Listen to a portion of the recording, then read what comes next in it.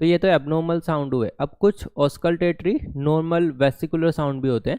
तो vesicular, tracheal, wheezing, रोंकाई, ये सारा कुछ होता है जो अपन यहाँ पे पढ़ चुके हैं।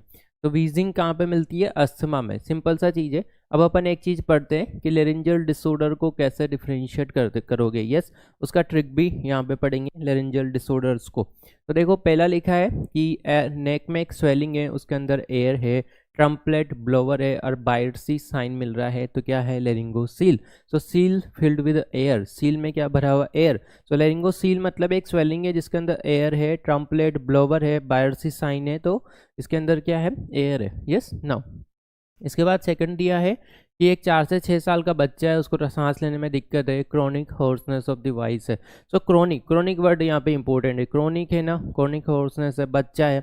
यस, तो क्या हो सकता है? Juvenile papilloma of the larynx. Yes, juvenile age group से। इसके बाद इंस्पिरेटरी स्टाइडर दिया, हॉट पोटैटो वॉइस दिया, थंब साइन मिला, बच्चा टॉक्सिक दिख रहा है, तो एपिग्लोटाइटिस है, ब्रॉड स्पेक्ट्रम एंटीबायोटिक देनी पड़ेगी। बाइफेजिक स्टाइडर है, B for biphasic, B for barking cough, या 3 मंथ से 3 साल का बच्चा, स्टिपल साइन दिख रहा है, तो सीबीएस पब्लिकेशन याद कर सकते हो, ग्रुप बाइफेजिक, और यहाँ पे मिलेगा स्टिपल साइन।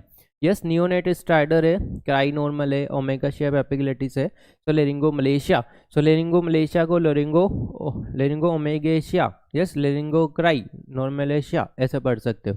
लेरिंगो ओमलेशिया मतलब ओमेगा शेप, इसमें एपिग्लोटिस मिलता है। लेरिंगो क्राई नॉर्मेशिया, क्राई नॉर्मल मिलती है।